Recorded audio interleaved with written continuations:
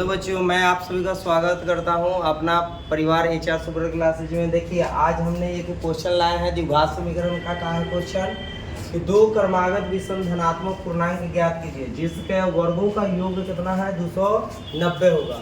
इसको आप लोग बोर्ड मॉडल लगा लीजिए। हम क्वेश्चन है 2 नंबर के लिए। देखिए, बहुत बार एग्जाम में आया है।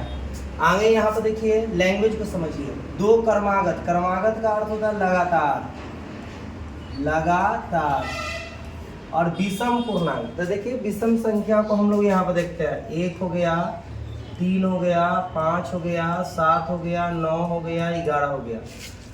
अब यहाँ पर है ये सब विषम संख्या ऑड नंबर है। यहाँ पर आपको समझना है कि दो क्रमागत विषम धनात्मक पूर्णांक ज्ञात कीजिए। दो को ऐसी संख्या ज्ञात करना है जो विषम संख्या हो, जिसके वर्गों का योग क्या आना चाहिए 290 हो। वर्ग का योग यानी कि उसको वर्ग करके जोड़े तो 290 आना चाहिए। सपोज डेट यहाँ पर देखिए आप लोग कि 1 में कितना जोड़े हैं तो 3 आया है तो 2 जोड़े हैं। 3 में कितना जोड़े हैं तो 5 आया है तो 2 जोड़े हैं सर। 5 में कितना जोड़े हैं तो 2 जोड़े हैं तो 7 आया है। इसी तरह से 9 में कितना जोड़े हैं 2, 9 में फिर 2 जोड़े हैं तो 11 आया है। यानी कि सपोज डेट 5 न रह के यहाँ पर 1 होता तो ये 7 कैसे मिलता भाई। तो 7 मिलने के लिए हमको क्या करना पड़ता है तो x + 2 होना चाहिए। अगला पहला यदि संख्या 1 हुआ तो दूसरा होना चाहिए कुछ x + 2। यहाँ पर ये विषम, ये आकर लड़कों को काफी फंसा लेता है क्वेश्चन। आप लगातार वाला एक ऐसा क्वेश्चन हम करवा दिए थे कि क्रमागत संख्या धनात्मक पूर्णांकों का खाली तो दो क्रमागत धनात्मक पूर्णांकों का योग रहता है तो x + 1 मानते हैं, मगर x + 2 काहे मानेंगे। तो देखिए, काहे कि गैप होता है कितना कितना का 2 का चलता है, इसलिए हम लोग यहाँ पर 2 लेंगे। अब देखिए, यहाँ पर मान रहे हैं, मानना पड़ेगा ऐसा क्वेश्चन को। माना कि पहली क्रमागत विषम धनात्मक संख्या बराबर कितना मान लीजिए 1 तथा दूसरी क्रमागत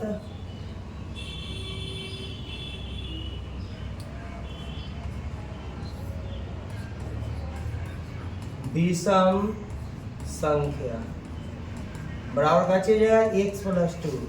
अब आते हैं अकॉर्डिंग बाई क्वेश्चन।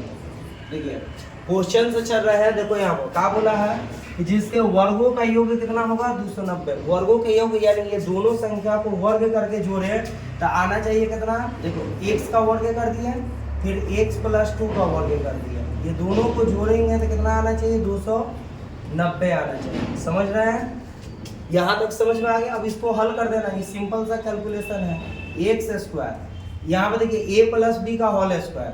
तो a + b का होल स्क्वायर क्या होता है, a + b का होल स्क्वायर क्या होता है बच्चों, तो होता है a² + 2ab + b²। यही ना होता है।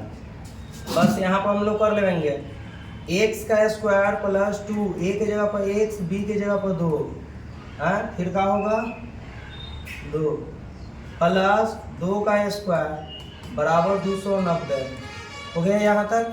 अब देखिए, यहाँ पर x² ये हो गया, यहाँ पर x का स्क्वायर करेंगे तो x² हो जाएगा। 2 और 2 गुना हो गया 4x हो गया, + 2 का स्क्वायर 4।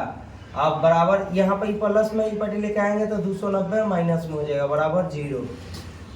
अब देखो, इसको द्विघात समीकरण बना रहे हैं। x और x² जुट कर 2x² हो गया।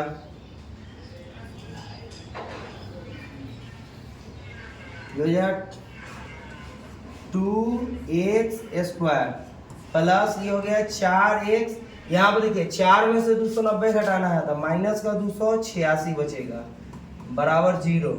अब क्या करेंगे कि इसमें आप लोग ध्यान देने वाली बात है कि यहाँ पर सब में देख रहे हैं कि 2 का मल्टीप्लाई है। 2 कॉमन कर लेते हैं, 2 कॉमन कर लेते हैं तो x² + 2x माइनस ये कितना हो जाएगा 143 बराबर 0। यानी इधर 2 गुना कर रहा है, उस तरफ जाकर का इधर गुना कर रहा है, इस तरफ आएगा बराबर क्या तक होगा भागा। तो x² 2x माइनस 143 बराबर 0/2 यानी यहाँ पर आ गया हमारा। अब देखो इसका हम लोग गुणनखंड कर लेते हैं। इसके आगे कुछ भी नहीं है तो एक है, यहाँ पे 143 है तो 1 और 143 का गुना करते हैं लास्ट वाला को तो 143 ही आएगा। बीच में 2 है, 2 को ऐसा 2 भाग में तोड़ना है कि गुना करने पे 143 आ जाए। आपको कुछ भी नहीं करना है। एक E143 जो है इसको आपको क्या करना है, गुणनखंड कर देना है। तो देखिए इसका गुणनखंड कर देते हैं 143 का 143 का। अब देखिए कैसे कटेगा, 4 4 8 नहीं, अभी कैसे कटेगा 13 से 11 से देख लेते हैं। 11 एकम 11 और फिर बच जाए 11 3 33, 11 और 13 आ गया इसका गुणनखंड, यानी 11 गुना 13। अब देखिए 13 में से 11 घटाएंगे 2 आ जा रहा है, 11 और 13 गुना करेंगे 143 आ जा रहा है, यही हो जाएगा गुणनखंड। तो 1 से स्क्वायर प्लस यहाँ पर हम लिखेंगे 13x माइनस 11x माइनस 143 बराबर 0। अब आगे समझिए, यहाँ पर ये 0/2 था, 0 हो गया। ये दोनों में से x कॉमन कर लेते हैं तो x कॉमन करेंगे तो ये हो जाएगा x और यहाँ पर बच जाएगा आपका कुछ 13। फिर देखिए यहाँ दोनों में माइनस है, माइनस कॉमन कर लेते हैं, 11 भी कॉमन कर लेते हैं तो x प्लस यहाँ भी हो जाएगा 13 बराबर कितना आ गया 0। अब यहाँ पर देखो ये बाहर वाला एक वो में लिखा था x माइनस 11 और ये हो गया x प्लस 13 बराबर 0। यदि आपको जब हम पढ़ा रहे थे तो ये भी बताए थे कि ये यदि गुना कर रहा है तो इधर भेजेंगे तो भागा कर देगा, भागा कर देगा तो 11 माइनस 0 बराबर 11, x माइनस 11 बराबर आपका कितना बच जाएगा 0 बच जाएगा, 0 बच जाएगा। यानी x का मान कितना आ जाएगा 11। जब भी आंसर आए तो आप लोग ऐसे घेर दीजिए, घेरने से फायदा क्या होगा पता चलेगा, जो हम दिखाना चाह रहे हैं वही चीज दिखेगा एग्जामिनर को, ना तो फिर दिक्कत होगा। फिर देखो इसी तरह से यहाँ पर देखते हैं, x प्लस 13 बराबर 0 कर लेते हैं तो x का मान कितना आ जाएगा -13। अब बताइए यहाँ पर क्वेश्चन बोला है धनात्मक, धनात्मक प्लस पॉजिटिव नंबर को बोलते हैं, ये आ रहा है निगेटिव में, ये संभव है, ये इम्पॉसिबल नंबर हो गया, ये कभी भी नहीं हो सकता है, इसलिए इसका कहानी खत्म हो गया। अब देखो अब हमें पता चल गया कि x का मान आया है 11, अतः लास्ट में लिख देना, अतः पहली धनात्मक विषम